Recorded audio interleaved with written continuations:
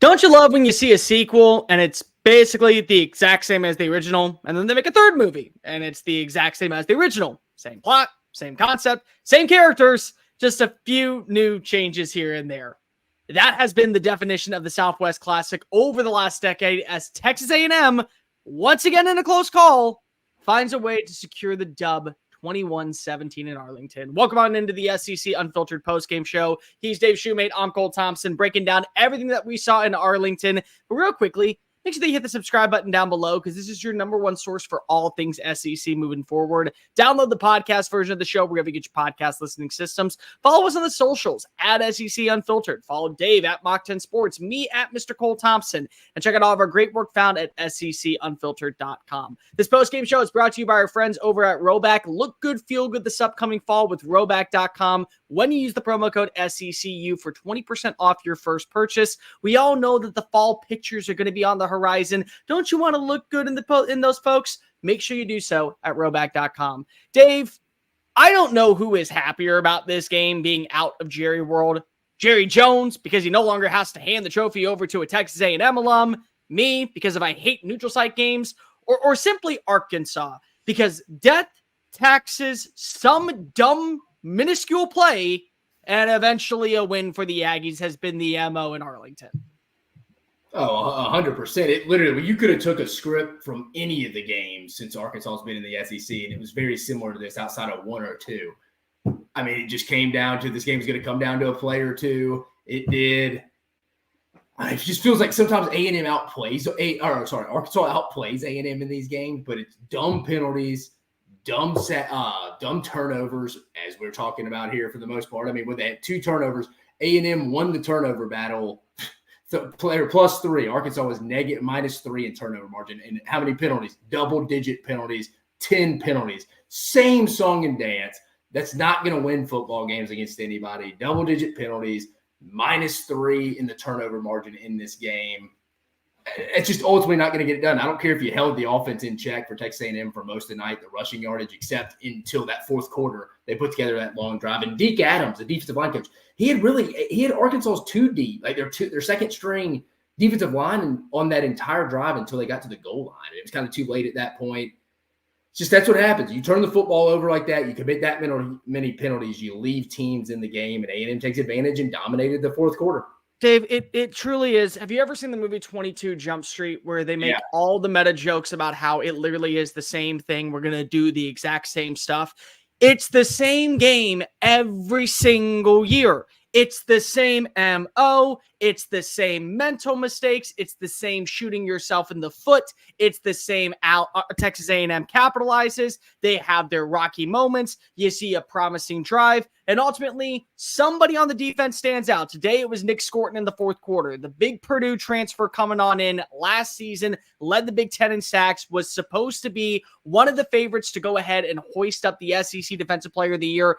That was an SEC Defensive Player of the Year performance. What you saw. And then we got to give a huge shout out to Shamar Stewart. His ability to force Jaquindon Jackson to fumble the football in their own red zone to set up a quick score by Marcel Reed, who, by the way, we're going to get into a lot moving at that point. This was a game where, as happy as you are if you're an Aggie, as happy as you are to see finally Nick Scorton, Shamar Stewart, these high-profile figures stand out, you kind of had to figure it was going to happen eventually, because we have seen the same storyline every single year. And I'm not acting like this as somebody who picked Arkansas and now is upset. I'm acting like this because of, why do I expect anything different? Why do I at this point expect that this game is ever going to be something new, a complete and total blowout? The only other difference is that this game has to go past regulation, and we get to see this game happen in overtime. And the victor is chosen that way. One time in this series since 2012 has Arkansas been able to prevail. And it came in the year. Ryan Broniger from Texas tweeted it. In the last 4,745 days, Arkansas has beaten A&M one time in this. One time. And they won by double digits. And it's the only time in this series it has not been decided by a single score. That is how this game goes. And it always goes with Arkansas making a mistake. Last year, the Damani Jackson return for a touchdown. This year, the fumble inside the red zone, the fumble by Taylor Green with 3 minutes. With a little less than 2 minutes left. Every single year, it's the exact same MO. And we want to break it down. Let's start with Texas A&M. They are the victors. They found a way to, I think, get the most out of Marcel Reed. Now, I'm not going to act like Marcel Reed had a perfect performance. Far from it. A lot to build upon. But still, I think you saw on constant different drives why he is your best chance of working in this Colin Klein offense. 11-22, did finish with 13 rushing yards, 3 total touchdowns on the day. Everything that you saw from him is why we have the conversation. We don't want to give up on Connor Wigman. We don't believe that Connor Wigman is a bad quarterback. We still think that he can easily find his way into top-tier competition and probably lead a team deep into a college football playoff. But the style of offense you saw today, when things were starting to unravel, there was at least some positivity with number 10 under center. No, 100%. I think two things can be true at once. I think Marcel Reed's probably been above average so far, done what's asked of him. But the thing you have to love is he has not turned the football over and gotten you beat. That's something Taylor Green can't say. It's something Arkansas can't say. It goes a long way. And I think people underestimate it. It's like, if you don't turn the football over, don't commit a lot of penalties, you're going to have a shot to win most games. I know people are like, well, no kidding, dude. 2 + 2 = 4. But we see it all the time. I mean, I'm not too far-fetched to say that Arkansas, from top to bottom, probably right now has a higher ceiling than A&M, if you want to be completely honest. Oh, I'm sorry. No, I can't buy into that. I'll listen, but I can't buy into it after today. But still. I don't think it's close. I'm just saying a higher ceiling overall. I mean, Arkansas don't turn the ball over 3 times, commit 10 penalties. They may win that game. They did it. I'm not taking anything away from Texas A&M. I think you're splitting hairs here. I just think Arkansas, they are who they are. I mean, I had people on their staff texting me when they saw our predictions saying, man, you're picking Arkansas. I'm like, dude, or you're picking A&M. I'm like, I just, until I see y'all play a clean football game against a pretty decent opponent, good above average team like A&M. Again, I didn't think Auburn is above average football team at all. I mean, we saw they just lost to Oklahoma. They lost to Arkansas last week by double digits. To beat a solid to above average football team, you can't commit those mistakes. Look at Oklahoma State. They turned out to not be a very good football team since they beat Arkansas in a game Arkansas should have won if they didn't commit all these penalties, turnovers in the second half against Oklahoma State. For A&M, though, they got a big one next week. Missouri coming to town off the bye week. You give yourself a legit shot to be competing for a playoff spot across the board. I do think, though, the passing game is going to have to continue to develop. I think at some point you saw Arkansas. They kept that rushing attack in check until the fourth quarter, where their defensive line coach, Deke Adams, for whatever the hell reason, messes up his offensive line rotation and kind of gets the game away from them. But give A&M credit. They don't beat themselves. They don't beat themselves, and you're going to have a shot in every game if you do that. We're going to wait, and I usually wait until the end to go ahead and answer questions, but here's the deal. SB, Wegman got hurt in the ND game. None of these analysts know how good Wegman is. I think Wegman is the top quarterback in the SEC when he's fully healthy. I also don't think he fits for Colin Klein's offense. Two things can be true at once. Can we end that stupid argument at this point? Can we end it? Because if nobody is saying that Wegman is a bad quarterback, in fact, I believe Wegman at his peak is one of the best, but he doesn't fit Colin Klein's system, and you're seeing the offense thrive right now. You are, and you're seeing it at least move in a direction to where there's positivity. The tight end play is vastly involved whenever you talk about Colin Klein. We saw Trey Watson find his way to the end zone for a 2-yard score. We know that there is supposed to be mobility with the quarterback position. I think Marcel Reed gives you more mobility. I think when you see the pressure collapse when the pocket decides to go ahead and close the door, he's able to get that next level. And again, you're easily going to see, I think, an opportunity for Connor Wigman to get back out there this year. I don't think at this point we're already saying that Marcel Reed has to be QB1 moving forward. I'm saying that for the style of offense that currently is being run down in College Station, Texas, the one that currently has you at 4-1, all A&M fans, all Aggies everywhere, that's because of Marcel Reed fits it better. Now, again, Connor Wigman, if he comes back out there and he balls, I gladly will eat crow. I have no problem with it. But I also want to talk about how the run game was able to, I think, be beneficial. Yes, you did have to rely heavily on Le'Veon Moss, but after last week, having that rookie mistake with the fumble against Bowling Green, him to come back, average 7.8 yards per play, 102 rushing yards, 2 massive runs of 15+. That, I think, is something that you're going to have to hold your hat on to. And more importantly, that's a way to take pressure off of whoever is playing quarterback and give yourself a second gust and a second win and an opportunity to keep the sticks moving, keep yourself in manageable positions to go ahead and set up a field goal for Randy Bond. Oh, no, 100%. I as I keep saying, I'm a big turnover guy. I like Marcel Reed in that standpoint. when you get into games, when you start playing more teams, I think even like an LSU that can be a little bit more explosive and they're going to give up. You're going to get inevitably give up points. They're going to have to develop something in the passing game, and a receiver is going to have to step up at some point. But again, you got the win. You feel pretty good about yourself going down the line. When do you get Connor Wigman back? Do you bring him back? That's kind of the question there. But you're right. It's amazing how you can keep seeing this game every year, and it all just kind of blends into one another. It's the same. It's same game, no matter who the coaches are. It's two mistakes with two new coaches, with two people that are always going to find a way to fumble the bag, and one ends usually Arkansas ended up beating themselves. And at the end of the day, A&M doesn't make that last mistake, and Arkansas does. What happened in this game? A&M didn't make a last mistake. They found a way to punt. They found a way to get the ball back to Arkansas. Arkansas fumbled the bag. And again, this is one of those times where I'm not going to throw Sam Pittman under the bus. I'm not going to say anything negative about the culture because I just know what this game is. It's the same storyline regardless of who is running the show. Sam Pittman, Chad Morris, Brett Bielema. You could probably go ahead and throw Bobby Petrino back on that sideline, and he would have had the same results as the head coach. It just is a certain narrative about this team. And more importantly, it's just a certain narrative that has been clouding this overall persona around Arkansas. The 8-4 year, the year where finally things started to turn the corner, was also the year that they beat A&M. They coexist together. There's a reason behind it. I agree with you. It's a springboard game for both teams. It's a springboard game for both teams, and usually it's A&M springboard. And I mean, granted, they haven't turned it into a whole lot here recently, but they could. And I think the main reason why is because also you bring back Mike Elko, and I have been very pro. I don't understand the reasoning why people didn't like the Mark Stoops initial hire. Mark Stoops just showed you today what he can do when you give him a defense, but I understand why Mike Elko was always a favorite candidate because of performances like this. And it's still a team that is trying to find their groove. It still is a team that knows things get weird in Jerry world. You don't know how to really plan for it. You just kind of have to accept it and figure out along the way. In those moments, in those opportunities, that's where you get to see a team, I think, start to build that relationship. And you talked about it.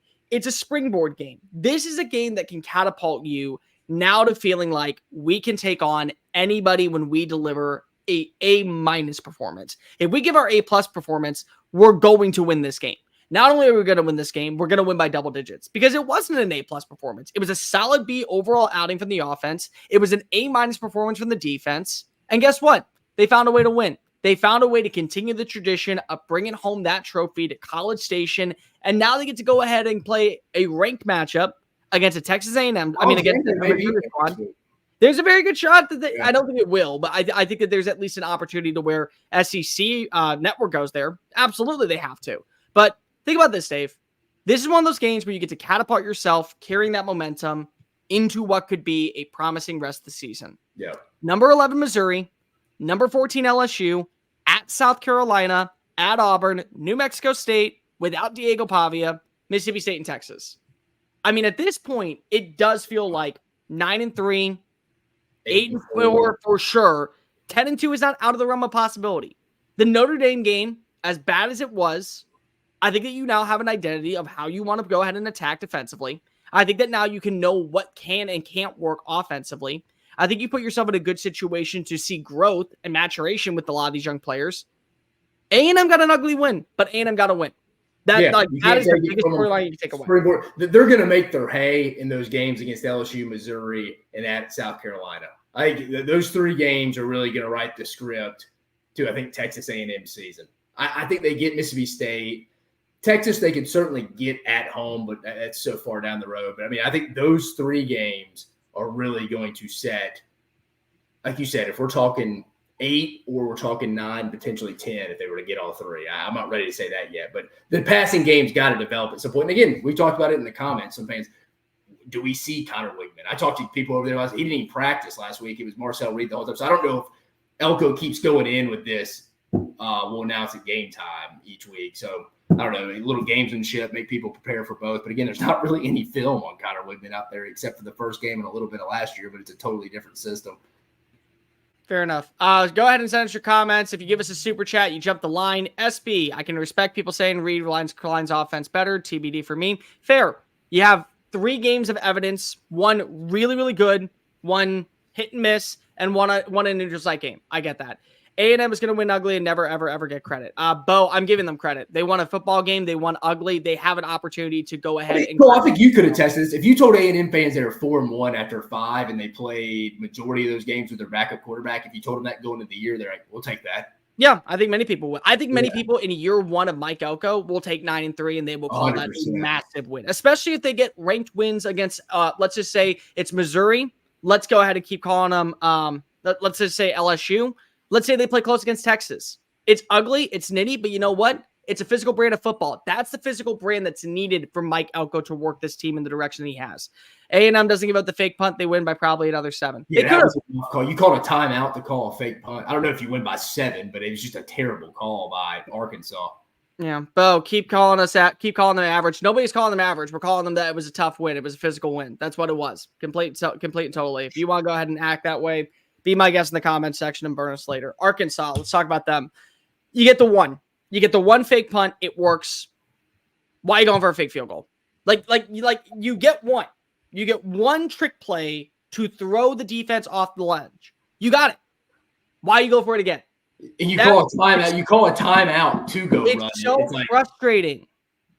It's so frustrating. Like and then that. I would love to know the rotational thought there from the defensive line coach. Like, Deke Adams, what are you doing, dude? That is a critical drive. That you can test this, Cole. Both Arkansas's defensive line is pretty good. I mean, they keep most run games in check. It's not some like a bunch of Landon Jackson, you got Eric Gregory, but why aren't those guys playing in critical situations until you got on the goal line? I understand they need some rest, but man, that's an interesting coaching decision. No, it is. I think the other thing that's really important is consistently shooting yourself in the foot. How many times? Let's talk about the fumble. I mean, you get a great punt off if you're A&M. You feel really good because you got them down at the 9-yard line. Bull rush up the middle. Bull rush, Shamar Stewart, Jaquindon Jackson. Just met. Great play. Great play by Shamar Stewart. Absolutely. That's what you want to see from a 5-star talent that was supposed to be an X factor for your team in 2022 when he signed on. Absolutely. It's a great point. But still, you shoot yourself in the foot. Hold on to the football. It's a loss of down. It's a loss of a couple yards. But now you're giving them exceptional field position to capitalize. And what do? 3 plays later, they're in the end zone. Guess what? Now it's a tie game. You feel really good because Marcel Reed can boot, scoot, and boogie like Brooks and Dunn. Interception right before halftime. Again, I get it. You're trying to make the play. I'm trying to go ahead and I think that you look at how this team was trying to be physical, but it's a roller coaster every single time that you watch Taylor Green play. You're going to have your highs. You're going to have your lows. You're going to have your drops. It's always going to put you on notice. You're just sitting, rocket. Like your anxiety can never sit still watching Taylor Green play because the highs are awesome. When he is making those corkscrew, impeccable throws deep downfield, I mean, you're wowed by it. But then again, you watch him throw, and the offensive line's not giving him any protection, and he's not trying to tuck and run. And so now you're waiting to see what happens, and it leads to an interception. I mean, like, that's Taylor Green to a T. Yeah. It is a roller coaster of emotion for 3 hours that puts you on blast. That's why I ultimately picked A&M in this game, because I thought the matchup with their front 7, Elko bringing all these simulated pressures against a pretty average to below Arkansas offensive line. And like you mentioned, Cole, Taylor Green, ups and downs. It's the best defense he has seen. I thought he'd be seeing some ghosts. Again, he wasn't horrendous. It's just certain plays here and there that are like, man, that's going to get you beat. You could tell in that last drive he was not real comfortable when you knew A&M was going to come after him. And again, Mike Elko, I've never worked with Jay Bateman. I worked with Mike Elko, one of the best schemers defensively in the entire country. And I know he's the head coach now, but he's still got his fingerprints all over that. Dude, he took away that entire rushing attack. He made Taylor Green beat you with his arm. Like literally 3.1 yards per play. Jaquindon Jackson had 3.7 yards per run. Devin Bale had 2 runs. I think it was for like 20 yards. Yeah. Isaac Tenga had that turnaround. Braylon Russell, I think, had like a 5-yard carry and like a 7-yard carry, and that was it. They made you win with literally throwing the football. And when you take away a major element like that, something that makes Taylor Green one of the more electrifying quarterbacks in the SEC, you already feel confident. And again, sloppy play, inconsistent drives from time to time from both sides, but you being able to take away that element and to force Taylen Green to beat you with his arm. A&M won, and that's why they won. It's not because of just how this game is topsy-turvy. It's because of you were able to go get a fumble recovery by Jaden Hill. You were able to go get a fumble recovery by Scooby Williams. You got a big-time pick from Des Ricks coming in strong. That's going to be a playmaker for the long haul for this Aggie defense. That's where you are. You got to feel good if you're A&M, but also just knowing that you took away the main element that makes Taylen Green work. It's a massive win in your favor. It's 100% a massive win. Yeah, and I misstated earlier. They were -2 Arkansas in that game. A&M was +2. I think that was the difference. The 10 penalties, 2 turnovers. Fourth quarter, A&M got the run game going. Arkansas did not. I mean, I'm looking at the numbers again. Yards is one of the more overrated things in college football now because you got turnovers, red zone, stuff like that, explosive plays. Arkansas throws for 279 yards. A&M throws for 163. Again, it's the same thing every single year. It doesn't matter how this game looks. At the end of the day, A&M doesn't make the mistake. Arkansas does. A&M capitalizes. They win. Yeah. Debbie Fincher, dang, I lost a couple years as always. Of course you did. Like, that's the game. And it doesn't matter if you're an A&M or an Arkansas fan. Or who the coach is. We've seen it through every coaching changes on both sides. You will lose multiple years off your life. If you were expected to live to be 96, congratulations. Now you're living in 91. Or how many years you watched this game. You've seen 12 of these? Congratulations. You're living 84 now. No. You're living until next week. Hopefully you got your records in order. Annabelle Quilens, I'm with you, Debbie. My anxiety was through the roof. Didn't y'all pick Arkansas? Dave picked Texas A&M. I picked Arkansas. I 100% was wrong on that one. I thought it was going to be chaos. This was a total coin flip game, and it was. And it always is. That's the problem. Does having a heart rate for 3 hours count as cardio? Yes, Joseph. It 100% counts as cardio. No doubt about it. If your doctor asks you, what are you doing to go ahead and get your blood flowing? Just say, watching Arkansas football. Makes a lot of sense. Brandon Green. Taylen Green is trash. Typical Ags home game. Yep, it is. Nice win, Gig'em. Yes, it was. Piggy just doesn't learn. Well, probably not. Our defense is better. That's the Elko effect. You're right. That is. Like, honestly, that's the Elko effect.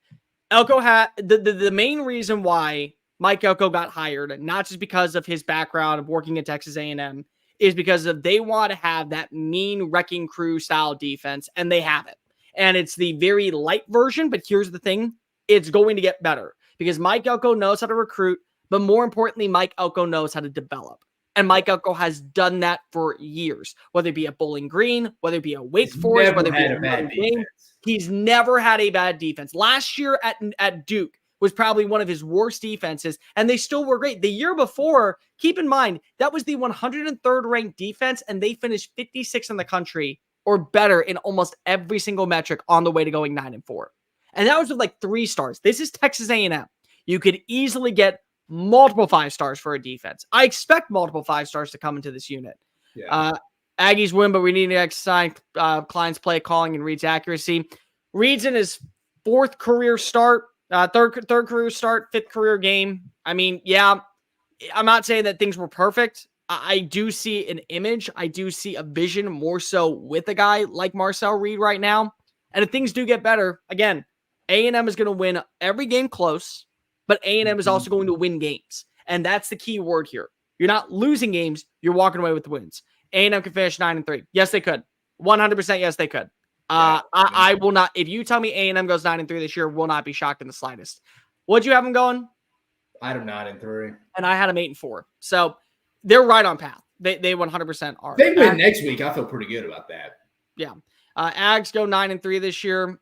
Very well could. I'm not down that. Bo Maloney. I think Connor Wingman is still the starter. I'm not even sure we've seen the offense. I think at this point, what you're looking at is who can be that difference maker at wide receiver, because of I don't know what else you're going to expect from here on out. Thor, I think, is fine. I think Trey Watson has looked really good at tight end. Your run game, when it's humming like a T. It is literally like a T model cruiser just flying down the highway. It looks awesome. A&M's offense mile better than last year. Deserves so much credit. There's some holes, but they still looked fine, I think, for the most part. They were able to keep Marcel Reed upright. They were able to create open wins. They were able to create avenues. So I'll give it that. I actually hate it for Arkansas. It's literally a coin flip game. Yeah, here's the thing. I'm going to be really shocked to see what this series looks like now that it's a home and home. I'm genuinely going to be shocked to see what this series turns into, because for some reason, Arkansas just cannot stop shooting himself in the foot in Arlington. And maybe that's the Jerry curse. Maybe that simply is just Jerry world with playing on that turf. I don't know. But it's the same story every single year. And you're right. It's a weighted coin that always flips in favor of heads. And heads is always Texas A&M. Yeah, you're right. Elko's defense is special. He's knowing to finding underrated recruits and turning them into draft picks. He is. He 100% is. Like, he can find a 4-star and turn him into a top 5 pick. He can find a 3-star and turn him into a 2nd-round pick. He can find a 5-star and also make sure that they live up to all SEC honors. That's the beauty of having a guy like Mike Elko at the helm. And he's very, very good at how he establishes a dominance. Very, very good.